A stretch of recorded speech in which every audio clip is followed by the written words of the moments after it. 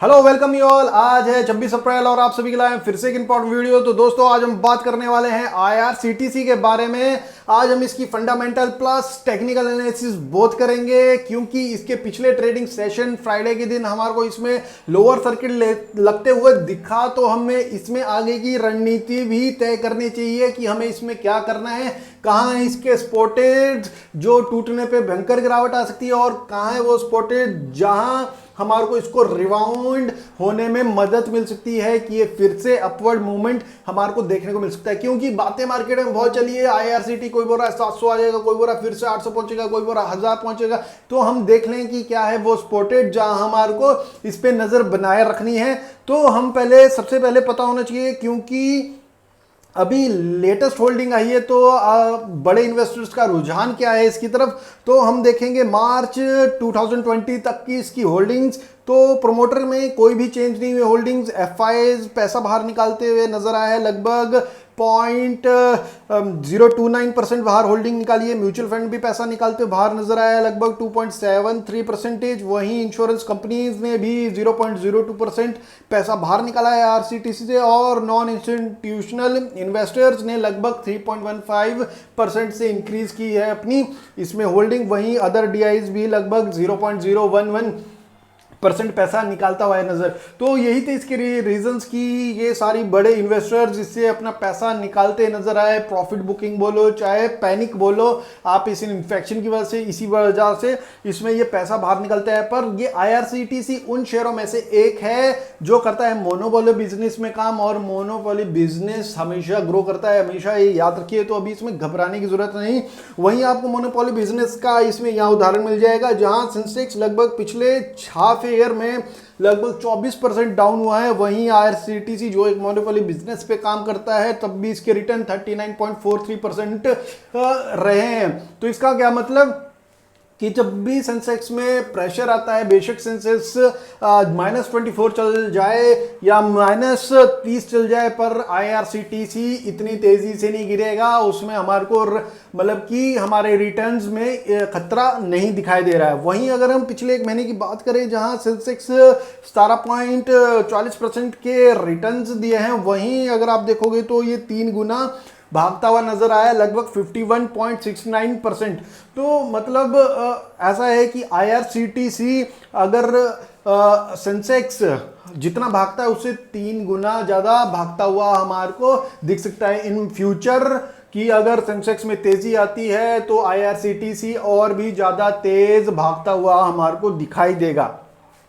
तो वहीं अगर हम बात करें इसके रिजल्ट्स की, जो हमारे पास ईयर टू ईयर बेसिस ही अवेलेबल है अभी 2018-2019, तो उसमें देखा होगा कि आपने इनके जो नेट प्रॉफिट्स हुए थे वो लगभग इंक्रीज हुए थे 3.5 टाइम्स। मतलब हर बारी ये प्रॉफिट में इंक्रीज करता हुआ नजर आ रहा है। जो इस बारी के इसके क्वार्टर रिजल्ट्स हो गए उसमें भी हमारे को इंटरेस्ट चीजिंग दिखने वाली है, और हमारे को एक नजरिया मिल जाएगा कि इसके रिजल्ट्स इस इन्फेक्शन के बावजूद क्या स्ट्रांग रह सकते हैं और आगे की क्या पॉसिबिलिटी नजर आ सकती है।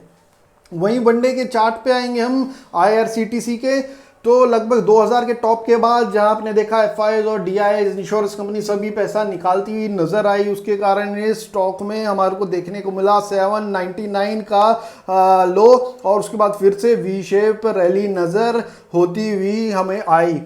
तो वी शेप रैली नजर क्यों आई? क्योंकि जब 79.9 का प्राइस था, तो अगर आप इसका आरएसआई देखोगे तो लगभग वो 20 के आस पहुंच चुका था, और मैंने उस टाइम वीडियो भी डाला था कि ओवरसोल्ड कंडीशन में हो चुका है, तो अभी लेने लायक होता जा रहा है। तो उसके बाद ही इसमें तेजी हमारे को देखने को मिली और इसमें फिर से वी शेप रैली देखने को मिली। पर अभी करंट सिचुएशन की अगर बात करें तो ये इस ट्रेंड पे काम किया जा रहा था। तो इस ट्रेंड पे काम किया जा रहा था, अभी क्या दिख रहा है, ये ट्रेंड ब्रेकआउट होता हुआ दिख रहा है हमारे को। अगर हम ट्रेंड की बात करें तो ट्रेंड में तो ब्रेकआउट दिख गया है कि इसने अपना ट्रेंड चेंज कर लिया है और ये नीचे की तरफ खिसकता जा रहा है। तो वहीं अगर हम फिबोनाची रिट्रेसमेंट के थ्रू देखेंगे तो फिबोनाची रिट्रेसमेंट क्या होता है, जब भी कोई शेयर गिरता है उसके बाद वो रिट्रेस करता है। तो जब रिट्रेस किसको बोलते हैं, जब वो अपवर्ड मूवमेंट लेता है। तो जब भी वो रिट्रेस करता है तो पहला उसका होता है मतलब कि टारगेट 61.18, और वहीं उसका सेकंड टारगेट होता है 50, तीसरा टारगेट होता है उसका 38.2 2%। अगर ये इसके ऊपर मेंटेन कर जाए तो मतलब स्टॉक टोटल बुलिश हो चुका है और अपने पिछले हाई के लिए वो टच करता हुआ नजर आ सकता है, ये इसमें पॉसिबिलिटीज होती है। तो वैसा ही लगभग IRCTC में हुआ। IRCTC में पहला इसने 61 का टारगेट आसानी से मतलब पहुंच गया, मतलब कि अपर सर्किट लगते लगते ही पहुंच गया और फिर इसमें थोड़ा रेजिस्टेंस देखने को मिला क्योंकि यहाँ पे थोड़ा बहुत सेलिंग प्रेशर आ गया क्योंकि यहाँ पहला टारगेट अचीव हो गया, कई लोग इसमें अपनी प्रॉफिट बुकिंग करने लगे।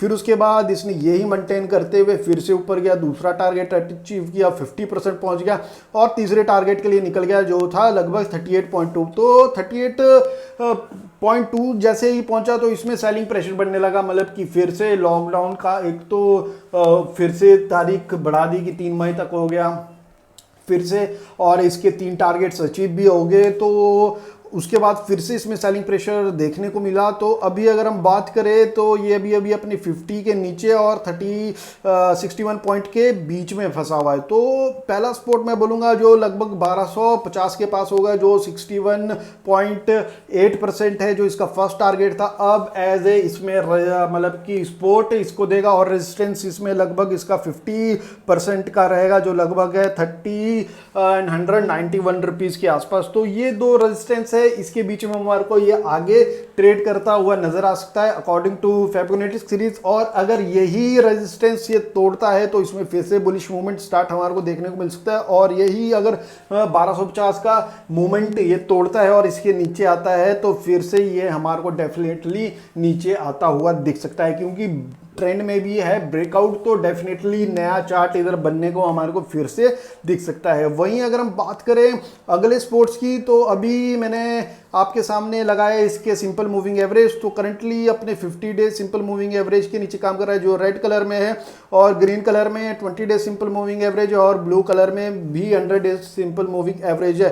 तो अगर 1250 का तोड़ता है तो फिर से इसको एक सपोर्ट देखने को मिलेगा लगभग 1160 रुपए के आसपास, जहां इसकी 100 डेज का सिंपल मूविंग एवरेज प्लस इसके 20 डेज का सिंपल मूविंग एवरेज बोथ यहाँ है। तो अगर 1250 तोड़ता है तो यहाँ भी हमारे को थोड़ा बहुत इसको सपोर्ट देखने को मिल सकता है कि यहां से भी अपना ट्रेंड चेंज करता हुआ नजर आए। तो दोस्तों अभी इंफॉर्मेशन के हिसाब से अगर इसमें फंडामेंटल्स देखा जाए तो फंडामेंटल्स इसके स्ट्रॉन्ग है, क्योंकि मोनोपोली बिजनेस, रिजल्ट स्ट्रॉन्ग है और इसके होल्डिंग्स में भी देखोगे तो ज़्यादा खास अंतर नहीं आया। एफआईज चाहे म्यूचुअल फंड बोलो चाहे डीआईज बोलो, तो लगभग सबने 0.00 के आसपास ही इसमें शेयर होल्डिंग नजर मतलब कम की है। और अगर वहीं सेंसेक्स के साथ देखें हम, तो सेंसेक्स के जितना गिरता है या बढ़ता है तो 3 गुनी रफ्तार के साथ बढ़ता है सेंसेक्स का, जब गिरता है तो उतनी रफ्तार के साथ नहीं गिरता है।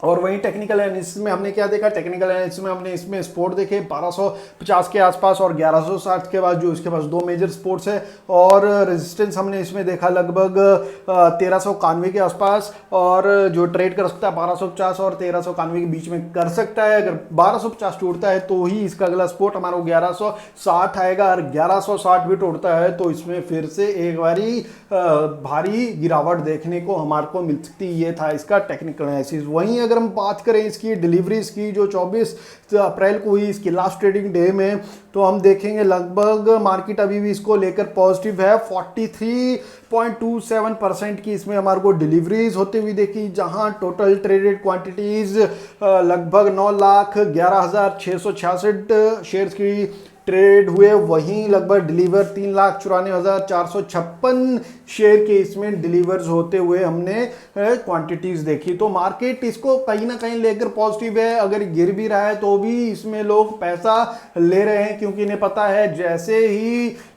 स्टार्ट होगा, मतलब कि इन्फेक्शंस कम होंगे और इसका बिजनेस स्टार्ट होगा और सेंसेक्स ऊपर आना स्टार्ट होगा, तो सबसे पहले और सबसे तेज IRCTC ही हमारे को भागता हुआ दिखेगा। अगर दोस्तों इन्फॉर्मेशन लगी हो genuine, please support subscribe the channel, like कीजिए वीडियो को, यार मोटिवेशन मिलता है। कमेंट सेक्शन में अपने कमेंट कीजिए, मैं उसमें डेफिनेटली रिप्लाई करूंगा, मेरा जॉब बनता है। And thank you for watching the video.